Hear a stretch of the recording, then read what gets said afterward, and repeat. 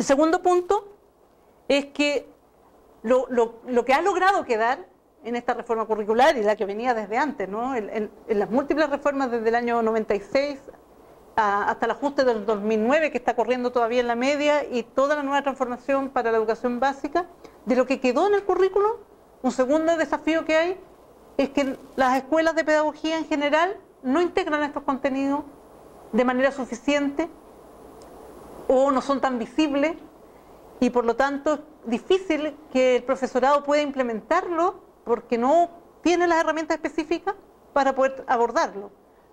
Eso sí que lo manejamos con un nivel de neutralidad de decir como si esto no tuviera otras complicaciones, como que nos ha salido, nosotros venimos de una ronda presentando estos materiales en diversas partes del país, lo que más nos ha salido es derechos humanos es una palabra que produce miedo, que produce riesgo para quien lo pone en una escuela, por lo tanto ahí todavía tenemos un espacio complejo, porque si quien tiene que educar para la libertad, que es uno de los derechos fundamentales de las personas, o para el reconocimiento del otro, trabaja desde el miedo, obviamente que lo que va a transmitir es que esto es un tema espinudo y que mejor no lo abordemos, ¿no? Y dejémoslo al lado y tapémoslo. Es decir, corporal, desde la cosa corporal, si es que lo llega a implementar, la propia actitud docente debe estar transmitiendo un lenguaje por un lado y un discurso por otro, digamos, ¿no? Ahí tenemos un desafío grande.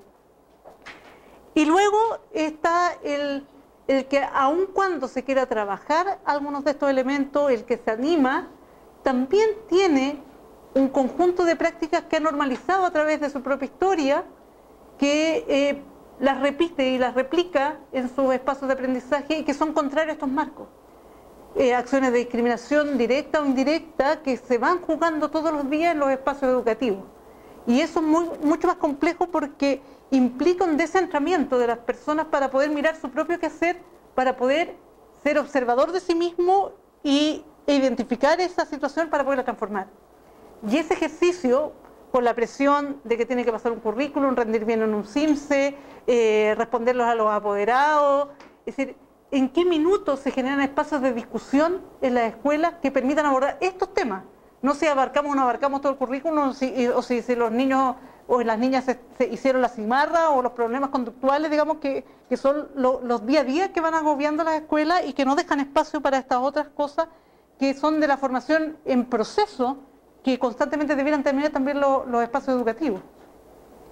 Y bueno, finalmente para señalar que la escasa sistematización y este proyecto justamente que aporta en esa línea, ¿no?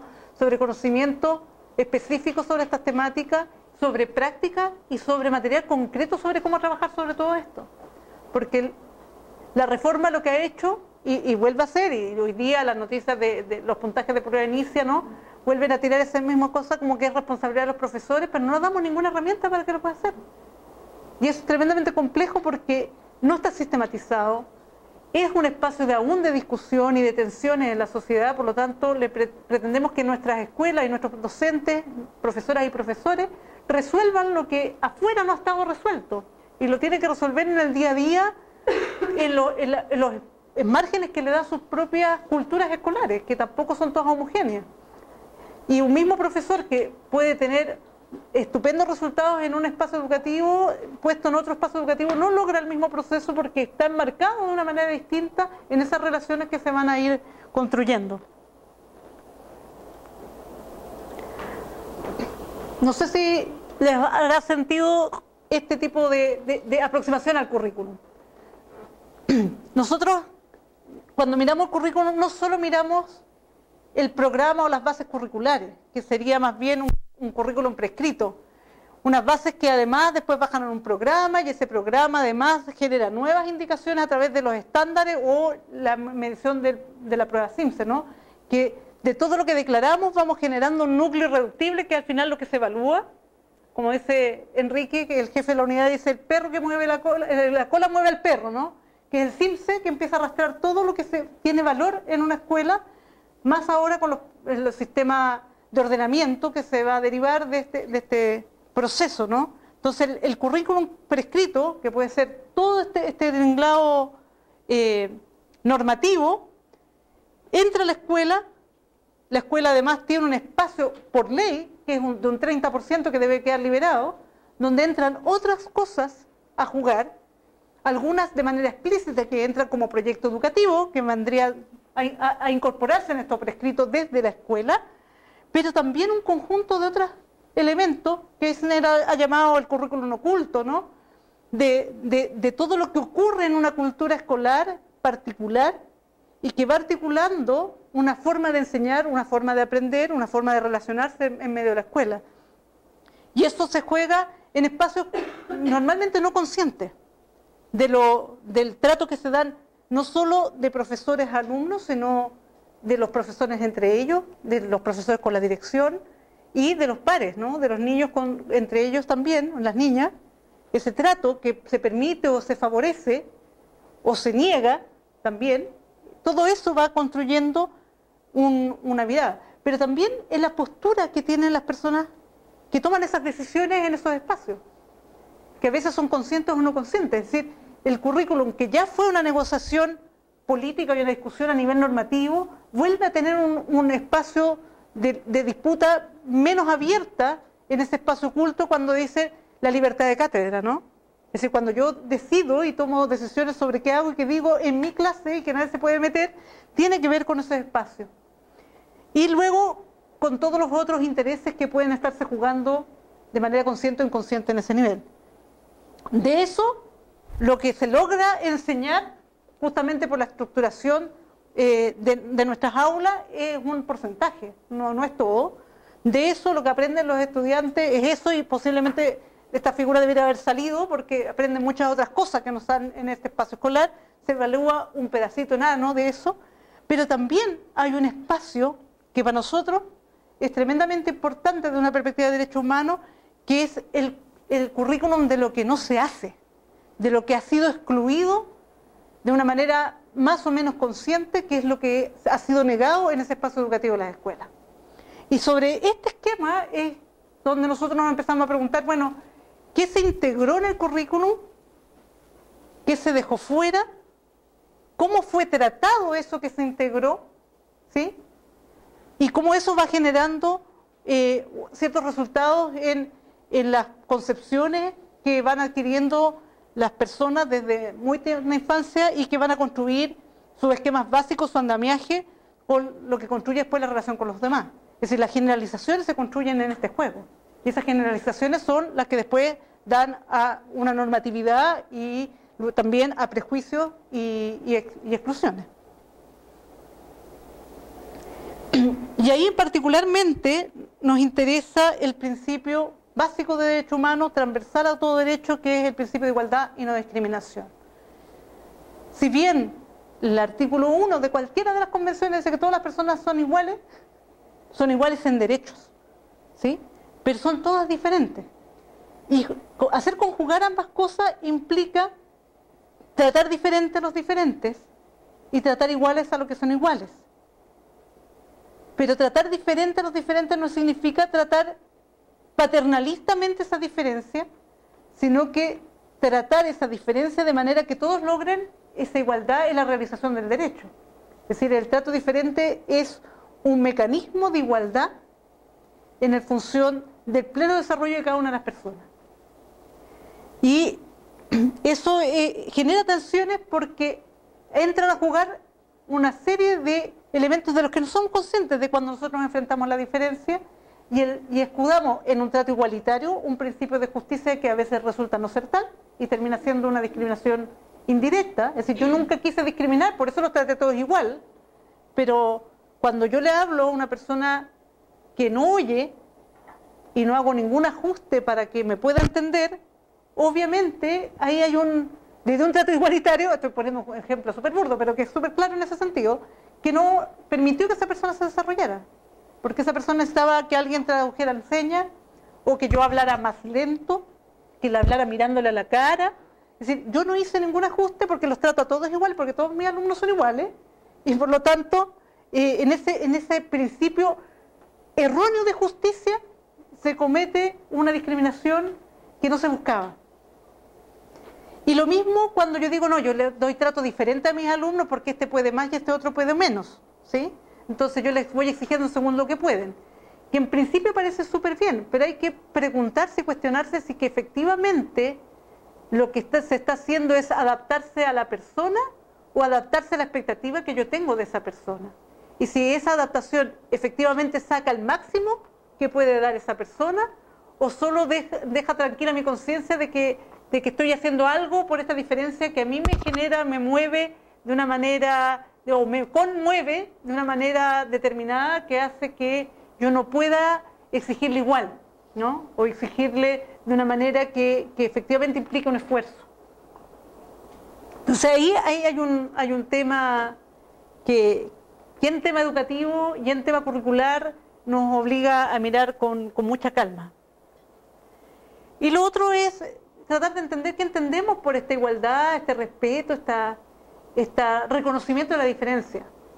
Curricularmente se habla de reconocer lo diferente. Y a veces se habla hasta de respetar lo diferente. Pero cuando uno habla de integración y de igualdad, lo que trata de decir es valorar esa diferencia. Si yo me quedo en el reconocimiento, si fuera una escalera, esto sería como el piso cero, ¿no?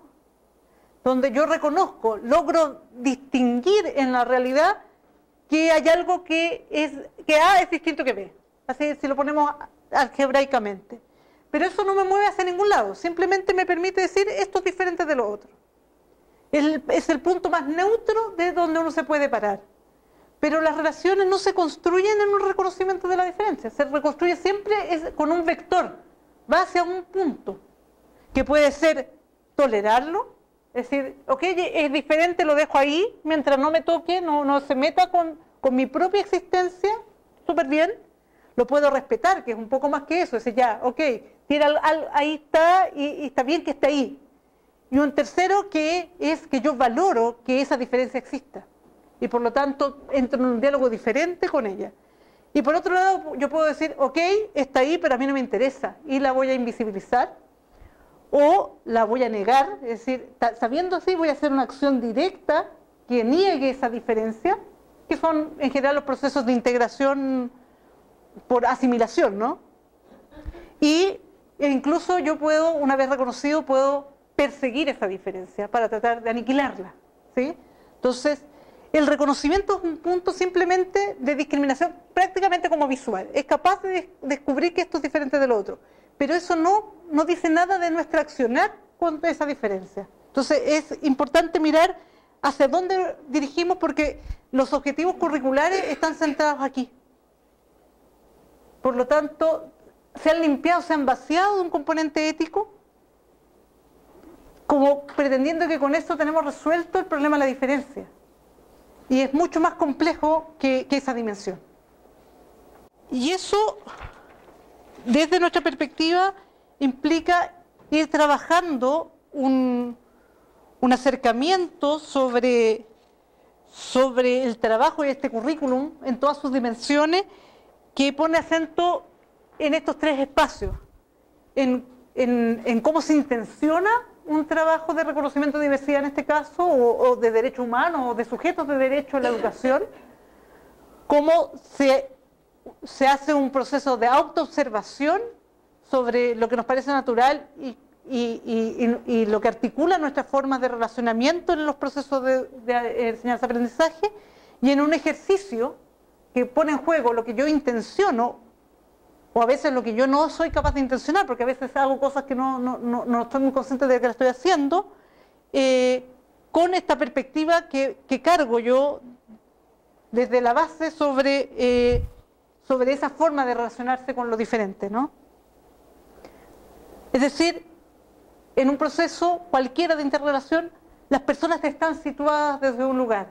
Yo de hecho hice el ejercicio de decirle, yo les hablo desde esta institución que tiene estos objetivos. Estoy parada en este lugar, ¿sí? Pero además de una inserción institucional, como son los espacios educativos formales, hay experiencias de vida que van marcando, ¿sí? Yo soy María Los Ángeles Villaseca, vengo de una familia tradicional, que nací en Santiago, tengo una experiencia de vida de clase media, que va marcando mi experiencia, mi trayectoria, mi forma de ver el mundo y las cosas que me han parecido normales en mi marco de acción. eso también se manifiesta en ciertas generalizaciones que he logrado ampliar por un desarrollo teórico de conocimiento, de formación. Yo soy antropóloga, soy arqueóloga, tengo una formación que me ha abierto a la diferencia de alguna manera, que posiblemente sería súper distinta que si yo fuera ingeniero o que si yo fuera médico, ¿sí? Y desde ahí uno se relaciona con el mundo. Y la invitación de la autoobservación es decir, en esa postura, ¿qué sesgo tengo yo cuando me vinculo con mi medio?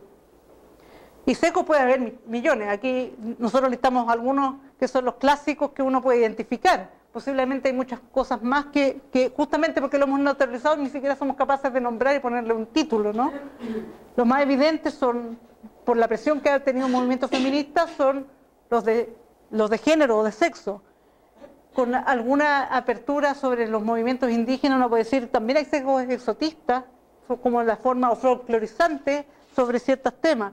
Paternalismo sobre cómo uno se relaciona con la discapacidad o las necesidades educativas especiales, adultocéntricos con la relación que nosotros establecemos con los niños, occidentalizantes cuando nos encontramos con gente que viene de otras formas de articular el mundo, los secos ideológicos y religiosos dependiendo de las estructuraciones. Nosotros venimos de un país que se supone que estableció una separación entre la Iglesia y el Estado en el año 25, pero que sigue funcionando en una dupla muy cercana y que estructura el mundo desde una concepción judeocristiana muy fuerte, y que no necesariamente son malos, sino que es cómo se abre a espacios de otras visiones de mundo que deben convivir en esos espacios. Yo me acuerdo hace un año que fue toda una polémica, una niña musulmana que quería ir a la escuela con su velo y no le dejaban usar su velo, porque éramos incapaces de entender la simbólica que tenía para ella, lo importante que ella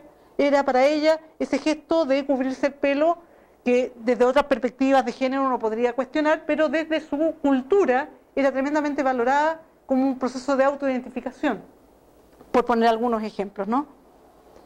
Y eso ocurría en espacios escolares y ocurría en función de una normativa escolar, de un reglamento, etcétera, ¿no?